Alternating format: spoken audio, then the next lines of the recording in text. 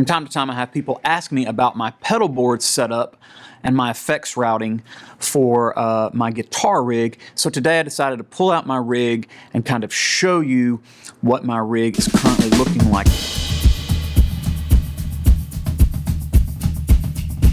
I will say this rig has changed over time. I've had this current rig for quite a while now, about six to 8 months, I suppose. And this is the rig I'm going to keep for a while. It is serving me really, really well. I don't foresee myself changing what I've currently got on my live pedal board. Having said that, I do collect a lot of pedals, and so when I'm actually in the studio, my rigs change constantly. I don't actually take my pedal board into the studio. I just kind of pull pedals from a shelf and build what I want to use for sounds for that day. For several different reasons. Obviously each song will kind of dictate what sound I'm wanting to go for, but I also like the idea of building sounds that I might not be able to recreate easily, sort of one-off sounds. So that's the reason that I typically don't use a pedal board live in the studio. Having said that, the Iridium is always going to be a foundation of my pedal boards. I typically don't use regular amps anymore. I have 2 amps left just for fun and nostalgia, but I typically use the Iridium. The Iridium is always going to be that foundation pedal that I start with, and then I build off of that. So here is my current pedal board, as it has been for, I don't know, the better part of probably almost a year now. Everything starts here with a Line 6 pack. The Line 6 is my wireless setup. I know there's probably better ways and things that are better sounding, but I've had no issues with it, and just logistically it helps me out to be wireless. So it gives me the freedom to kind of move around the stage if I want to or need to. So I've been using the Line 6. This is the G30 relay. It goes from here into the chromatic tuner, the TU3. From here I end up going into the overdrive, and I have tons of different overdrive pedals. I guess you could say I kind of collect overdrives, collect pedals, period. This has been the pedal, and I mean the pedal. I don't know that I'll go with anything else for a long time. The main reason I love the Angry Driver is because it's 2 of my favorite pedals in one. If you're not familiar with it, it was a collaboration between JHS and Boss, and it has the Blues Driver, which I feel like is one of the greatest pedals ever, and it also has the Angry Charlie, which is also an incredible overdrive pedal. So I get 2 pedals in one, and you can set it up multiple ways. In this case, this pedal's always on. It won't go off, and you'll see it's got a red LED indicating that it's on the Angry Charlie. If you push the pedal, it goes to a blue LED indicating that it is on the Blues Driver. So I typically, depending on what guitar I have, is what pedal I'm using. If I'm using Telecaster or my Bluesmaster 2, it's going to be on the Blues Driver always. If I go to a Stratocaster, I'll always engage it and put it on the Angry Driver, the Angry Charlie. That's why I love this pedal. And it's even got 2 separate rows of controls. So it's got that back set of row of controls, and then it's got this top set of controls. You can leave both pedals set the way you want, and then you can switch back and forth. Greatest overdrive pedal, really for worship, for rhythm. It's just incredible because you get those 2 pedals in one space. And since I've started using the Angry Driver, I rarely ever use the Tumnus, but I do have the Tumnus, the clone that's really good, and it does sound really good. You can engage this along with the Blues Driver and get some incredible sounding tones.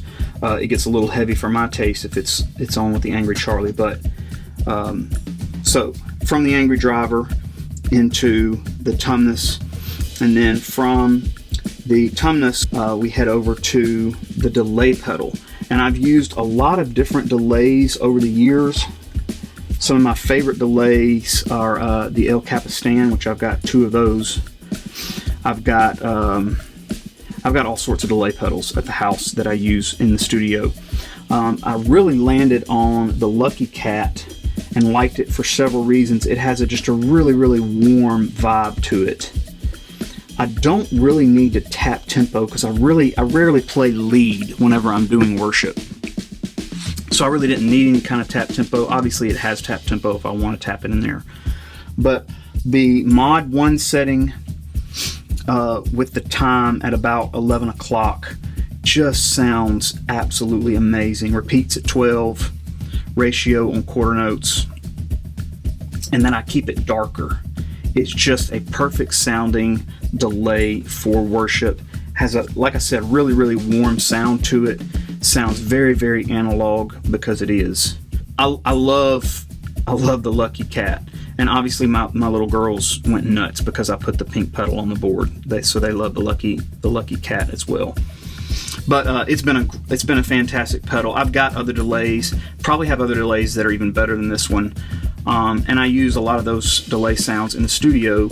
But for live, this has just been, for me, it's been one of the best delays. And it's because of that, it's been on the board for a long time.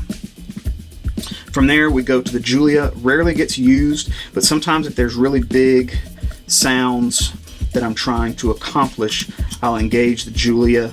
The Julia, again, is a vibe. Just a fantastic kind of whirly, chorusy sound. I've always loved phasers. The Lillian is an incredible phaser. I don't use it a whole lot. From time to time, I'll engage it on certain tones. Walrus effects,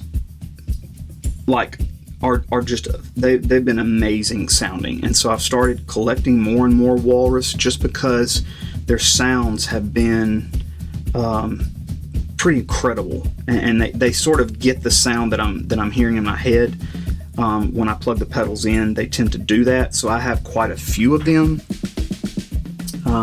But these 3 live on the board and get used sporadically. Whenever we're doing really big sounding worship tones, these slow sort of worship ballad sounds, that's when I engage the Fathom, and it's set to be really long decays and build these huge rhythm guitar sounds. So I'll just do a strum, and then this thing will just kind of hold that strum out, almost making it like paddish. So that's why I love the Fathom, because it has these really dark depth reverbs. I mean, that's why it's called the Fathom. That's why that's what they're going for, and this pedal certainly achieves that. I have yet to unlock the full potential of really all 3 of these pedals, but the Fathom is just absolutely amazing.